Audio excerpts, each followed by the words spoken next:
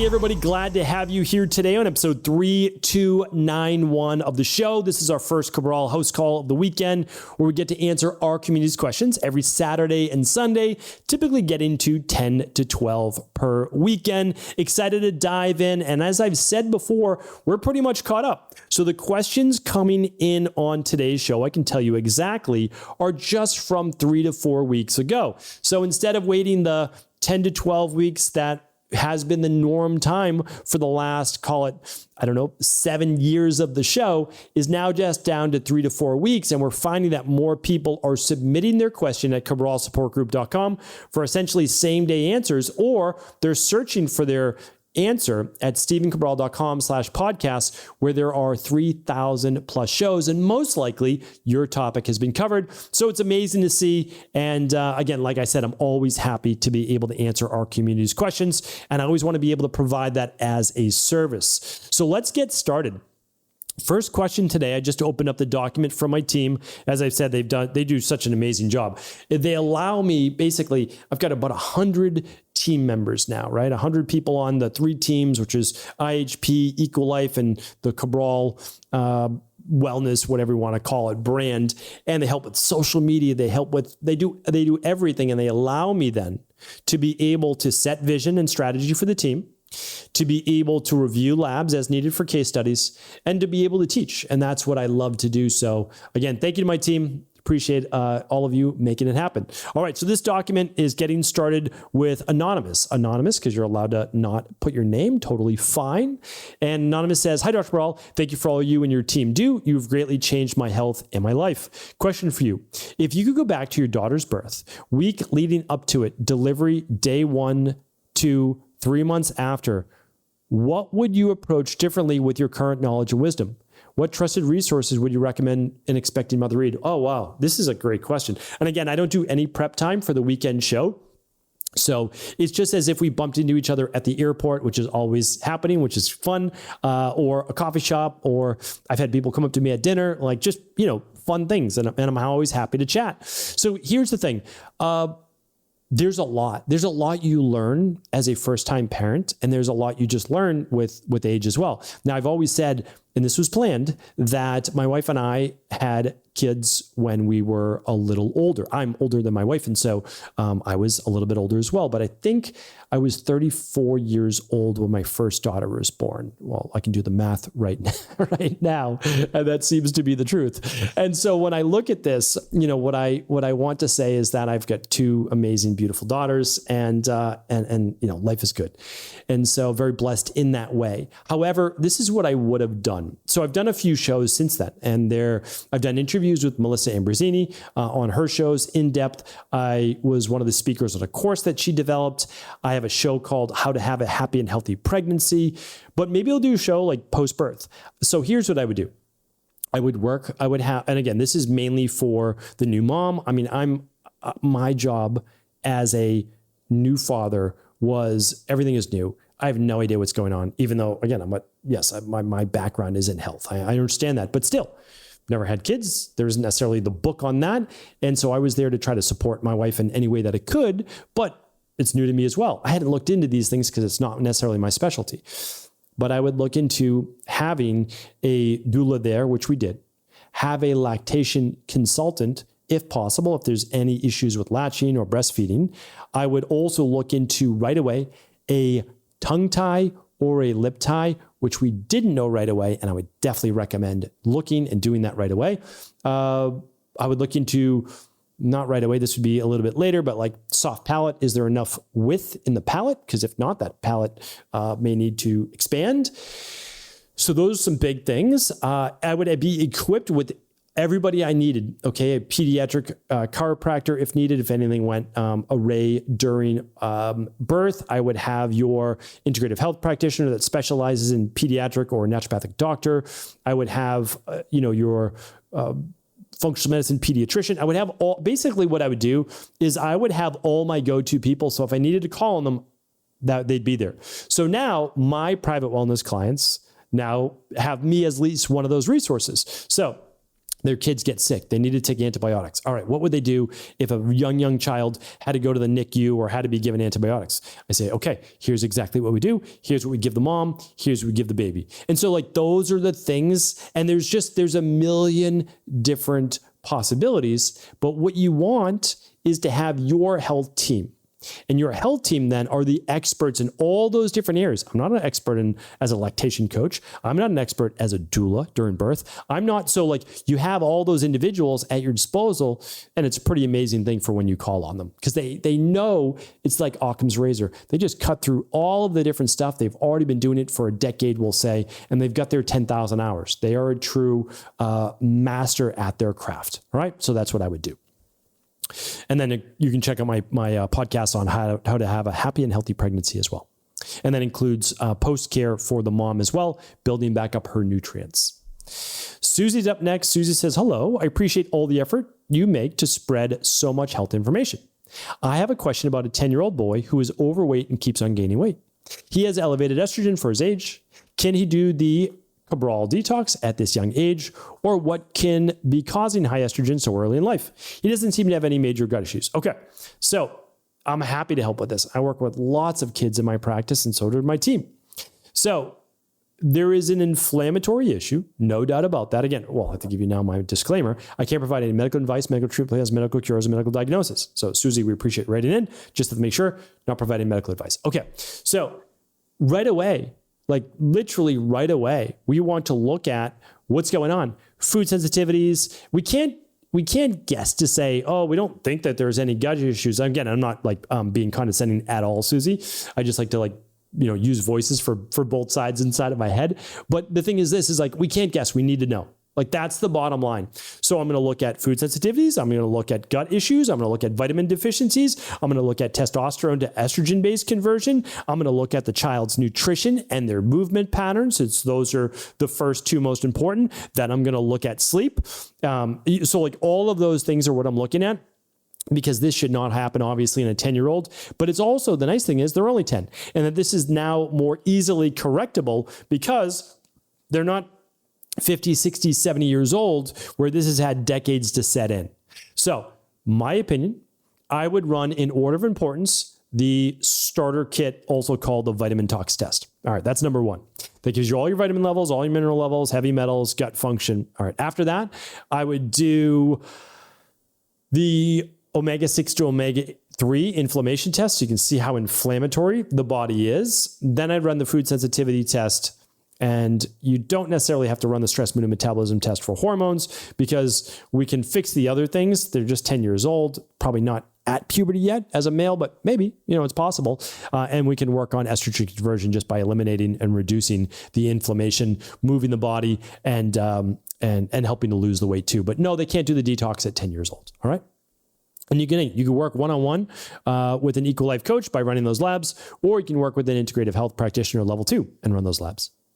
All right, Anne's up next. Thank you for all you do. I'm a 70-year-old, weigh 100 pounds with hypothyroidism. I quit Synthroid about 2 years ago. I'm using supplements and working with a NRP and, of course, your podcast. My symptoms have never gone away, even with Synthroid, but worsened on supplements. I'm considering going back on Synthroid to get regulated. I don't know. My TSH has never been below 3.5 and has been as high as 8 and 11. My sleep has always suffered, but is really bad now, along with Raynaud's and dry cracked skin. I ran the Big 5 and found I have sensitivities to peas, hemp, garlic, coconut. I did the 7-day detox, but it wasn't easy, and I lost a little weight, which I didn't want to. I love the DNFs and daily fruit and vegetable blend, but both contain stevia, and DNS is a pea protein. My NRP informed me that stevia hinders thyroid function, so I should stay away from DNS because of the pea protein, and both DNS and daily fruit and vegetable blend because of the stevia. Can I heal my thyroid if I'm on Synthroid? Help, I'm struggling. Okay, so the bottom line is that it's really important who you're taking the information from, and stevia does not hinder thyroid in any way, shape, or form. So that, again, I go by straight science, and that is just completely, it's just misinformed. So at Equal Life, my team and I, the scientists, the labs work together. We run hundreds of thousands of labs. So we have more data than almost anyone. literally in the entire world. There are very few companies that have more than it. And I say that only because we get to see what really works, what's true, what isn't true, but also we can look at the data, and stevia does not hinder thyroid. So you can say, I don't want to use a product because it contains stevia and I don't like stevia. Totally fine. But what we can't do is kind of make things up, because that happens online all the time. All right.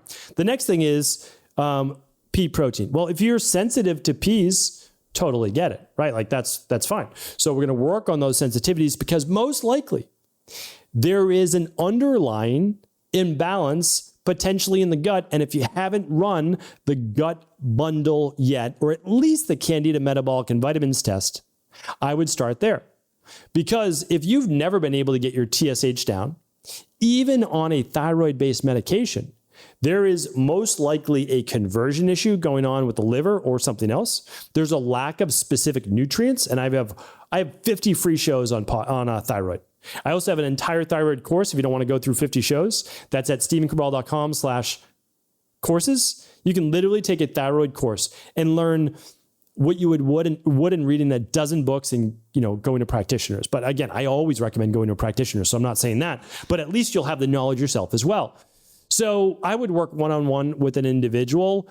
And I mean, you can work with your NRP, and I'm sure they are very good, but I would get another opinion. If you've been working with them for years and not getting the results you want, I would say, yeah, this could be a good person, but they may not have all the answers. That's all. Because I'm trying to be kind here. We work with thousands of low thyroid wellness clients every single year, and we're able to help them to rebalance their body. All right. So I'd work with an integrative health practitioner. Again, you don't have to work with us. I want to make sure that it's not a pitch to work with my team. You can go to integrativehealthpractitioner.org, click on the practitioners tab, look for an IHP level 2, especially one that is a niche in hormones, and you can work with them, which we have no business affiliation or anything like that with. All right. So that's that. All right. Lynette is up next. Lynette says, hi, Dr. Cabral. Could you please talk about natural flavors? In a response to a post in the Facebook group, Michelle advised someone to be aware of natural flavors because even though they are natural, they could still be highly processed. Everything packaged seems to have natural flavors, including your products like the DNS and the chocolate cherry squares. How does one know which natural flavors to trust and which ones not to? How can I possibly know how natural the flavors are and how they are created or how they're processed? Is this like fragrance in perfume? Secret information? Thanks. Yeah, this is a great question. So I have a whole podcast on natural flavors. So Michelle can definitely link that up for you as well. Here's the first thing that you want to look for, that it says non-GMO on the bottle. I don't think I have any bottles on my desk at the moment. I tried to do a good job and clean my desk this week. Usually I've got stuff everywhere, but you'll see on the side of every Equilife bottle, and again, Equilife is not the only brand. You can look at many great functional medicine-based brands. And I've talked about them many times. There's so many great functional medicine brands that do third-party testing. So that means independent outside of their organization.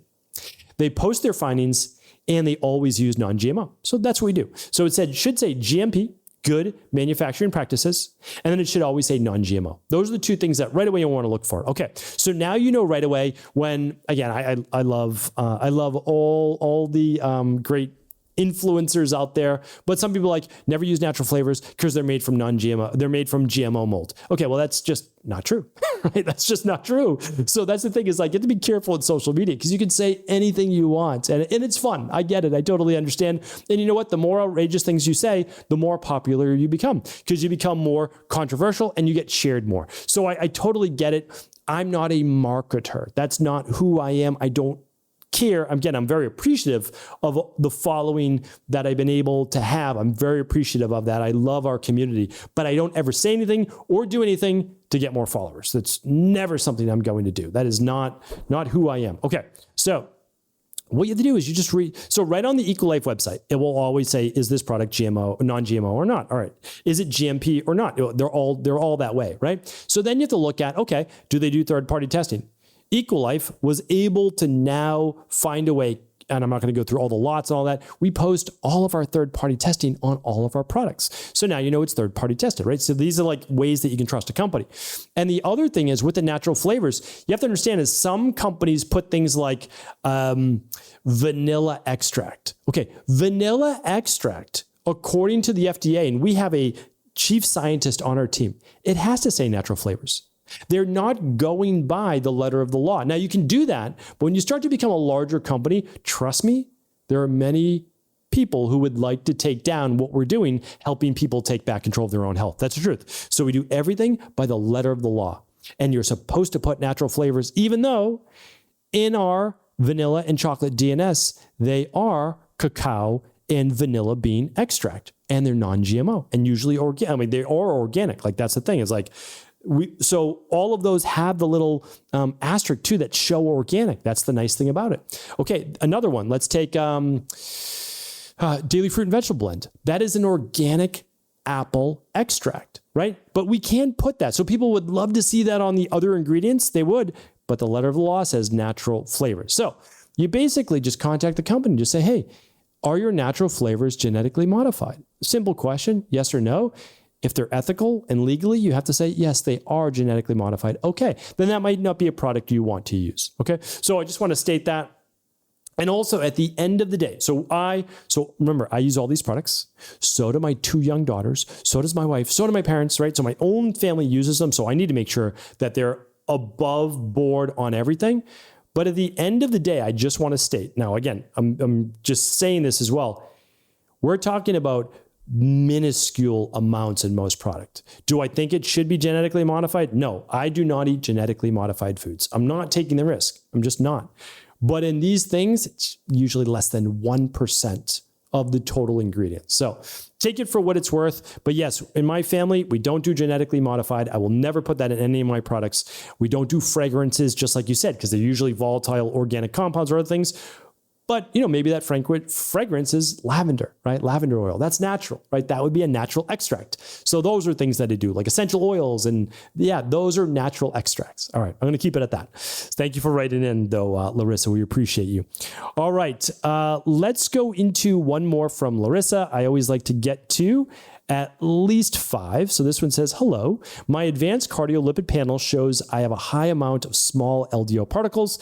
I want to try red yeast rice, but I'm worried about the mycotoxin side effects as I have a history of severe mold toxin and I'm triggered by it. I would appreciate your advice. Yeah, it's a great question. I literally just taught this module in IHP3, and red yeast rice can absolutely, unfortunately, have essentially secondary mycotoxins. So it's definitely possible. The nice thing is you can ask a bunch of brands, have they tested for mycotoxins? Have they tested for mold? You could, you could definitely do that. And I would do that if that is a concern of yours, especially if you're someone who's sensitive to mold mycotoxins. But also keep in mind that red yeast rice is not the only thing that could help you with these small LDL particles. And again, I can't give medical treatment plans, but you could look into plant sterols as one. You could look into omega-3s, CoQ10, berberine.